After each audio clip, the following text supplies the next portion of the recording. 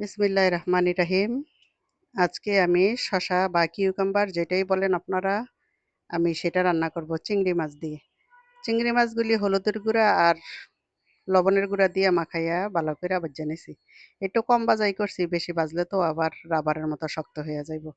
এদিকে পেঁয়াজটা বাদামি কালার করে ভাইজা নিয়ে রসুন দিয়ে দিছি। রসুন দিয়ে মানে রসুন বাটা আর কি, দিয়ে ভালো করে একটু কষাই নিছি।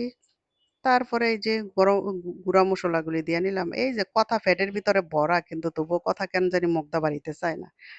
তা এখন মসলাটা কষাইয়া চিংড়ি মাছগুলি দিয়ে দিছি। আর এখানে কিন্তু স্পষ্ট করে কয়ে দিতে চাইতেছি, সেটা হলো হলুদের গুঁড়া, জিরার গুঁড়া আর মরিচের গুঁড়া দিয়ে এখন ওই যে শসা বা কিউকাম্বার সেটা কিন্তু আমি ছোট ছোট করে কাইটটা কিউব করে নিছিলাম। তো এই যে আজকে এই রান্নাটা আমার কাছে স্পেশাল, কারণ আমি এই শসা দিয়ে এই জীবনের প্রথম আমি চিংড়ি মাছ দিয়ে খাইতেছি। তো এই জন্য আপনাদের সাথে যদি একটু শেয়ার না করি, এটা কেমনে হয় বলেন তো? এত কষ্ট করে একটা ফেস করলাম ভিডিও দেওয়ার জন্য, একটু তরকারি যদি রান্না করে আপনাকে না দেখাই, এটা কেমন দেখা যায় বলেন? তো আজকে আমার ধনিয়া পাতা কম ছিল, এই জন্য ধনিয়া পাতা অল্প একটু দিয়ে নিছি, কারণ আমি আবার ধনিয়া পাতা ছাড়া তরকারি খাইতে পারি না।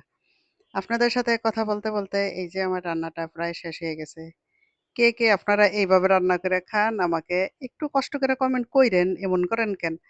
তো আর যদি পছন্দ হয় রান্না, একটা ফলো দিয়েন আর একটা লাইক দিয়েন। সবাই ভালো থাকুন। আল্লাহ হাফেজ। আসসালামু আলাইকুম।